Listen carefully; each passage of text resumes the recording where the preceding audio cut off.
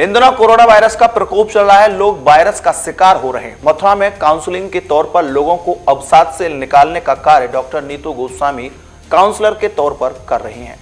News ने उनसे बातचीत की कि किस प्रकार अवसाद से निकला जा सकता है। आइए जानते हैं डॉक्टर नीतू गोस्वामी से कि अवसाद से कैसे निकलते हैं और अपने जीवन को आसान तरीके से किस प्रकार से जिया जा सकता है।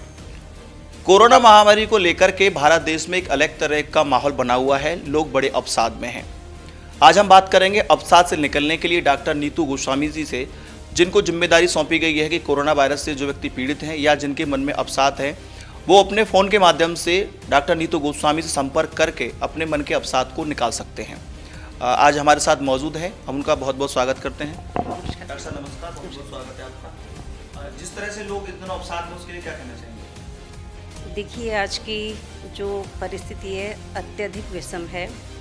कोरोना जैसी महामारी की चपेट में पूरा विश्व आया हुआ है और ऐसे में ये जो बीमारी है उसमें दो चीज़ें चल रही है। एक तो जिस व्यक्ति को ये बीमारी हुई है वो व्यक्ति तो पीड़ित है और उस संक्रमण का खतरा और किस व्यक्ति को है, वो जो लोग हैं उनको कुछ दिन के लिए 14 दिन के लिए उनको क्वारंटाइन में भेजा जाता है। 14 दिन बाद उनकी स्थिति क्लियर होती है कि ये संक्रमण से बाहर आ गए हैं, अब इनको ऐसा नहीं है। तो दोनों ही चीज़ अपने आप में बहुत खतरे वाली हैं। जो 14 दिन उस क्वारंटाइन में रहते हैं वो पीड़ित हैं, मानसिक दबाव है उनमें बहुत ज़्यादा कि हम क्योंकि उनको ना किसी से बात कर सकते हैं, ना किसी से अपने दुख सुख को शेयर कर सकते हैं और अंदर ही अंदर ये भय उनको भी रहता है कि कहीं होना। और जो पीड़ित हैं वो तो अपने आप में पीड़ित है ही हैं। तो दोनों तरफ से ही दबाव है। तीसरा दबाव उस समाज को भी है, या उस आप कहिए कि हमारे मोहल्ले में से कोई व्यक्ति गया तो वो क्वारंटाइन में गया, वो भी पीड़ित है। जो संक्रमित निकला वो भी पीड़ित है और बाकी जो लोग हैं वो भी मानसिक दबाव में है कि हमारे क्षेत्र से गया है तो कहीं हम ना हो जाएं, कहीं हमारे ऊपर उसका इम्पैक्ट ना पड़े।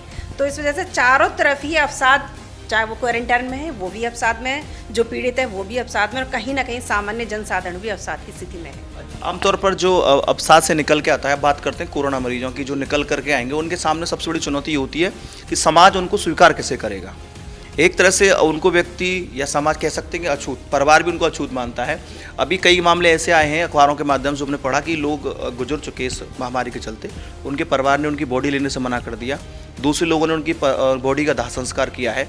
ऐसे में जो व्यक्ति सही होकर आ रहा है, उसकी पत्नी, उसके बच्चे, उसके माता पिता, और पहले तो वही स्वीकार करने में बड़े हिचकिचा रहे हैं, और आसपास का जो पड़ोस है वो तो उससे पहले हो जाता है कि हमारे मोहल्ले से गया या सही हो गया, तो कैसे करेंगे। ऐसे में उस व्यक्ति का जो मानसिक स्तर है उसको कैसे सुधारेंगे आप?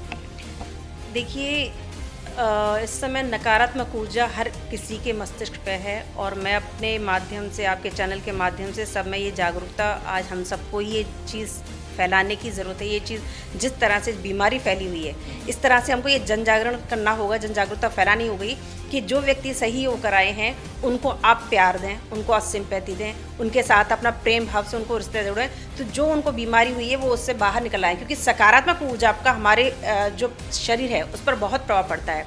जैसा हमारा मन होता है, हमारा शरीर भी उसी के अनुकूल प्रतिक्रियाएँ करता है।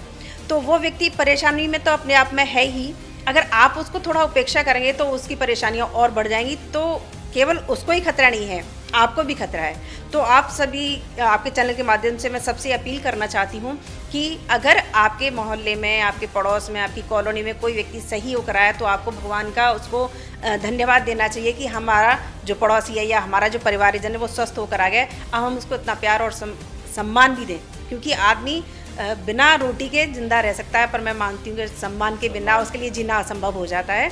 तो हम लोग प्यार बांटें, सम्मान बांटें, ताकि इस बीमारी में हम और अच्छे से इस बीमारी से जूझ पाएँ और ऐसे लोगों को सपोर्ट कर पाएँ। एक अंतिम सवाल आपसे पूछना चाहूँगा कि जो व्यक्ति अवसाद से निकल के आया है उसके लिए क्या संदेश है? उसके जीवन का तो आसरा टूट जाता है, उसकी इच्छाएं समाप्त हो जाती हैं। जिसके परिवार में से कोई अगर व्यक्ति चला जाता है तो निसंदेह उसके लिए बहुत दुख की बात होती है और उसको सर्वाइव करना बहुत मुश्किल होता है। लेकिन कुछ ऐसा कुदरत का नियम है कि इसके आगे हम सब पराजित हैं।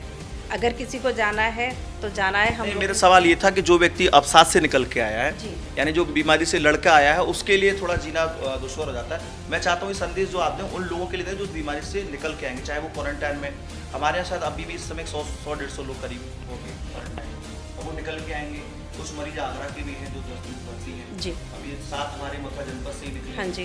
तो ऐसे जो लोग निकल कर आएंगे उनके लिए आप जीवन में क्या संदेश देना चाहेंगे? उनके लिए मैं ये कहना चाहूँगी कि उनको भी अपने आप को सकारात्मक ऊर्जा से लबरेज रखना चाहिए, और दुर्घटनाएं, घटनाएं, ये सब तो जीवन का क्रम है, चलता रहता है। आपको शुक्रगुजार होना चाहिए ईश्वर का कि आप स्वस्थ होकर वापस लौटे हैं, और आपको अब एक स्वस्थ प्रणाली को अपनाते हुए आप ध्यान करिए, आप मेडिटेशन करिए, आप प्राणायाम करिए, आप अनुलोम विलोम करिए, अच्छा संगीत सुनिए, अपने परिवार में खुशी बांटिए, और उस चीज़ को जो हो चुका उसको भूल जाइए।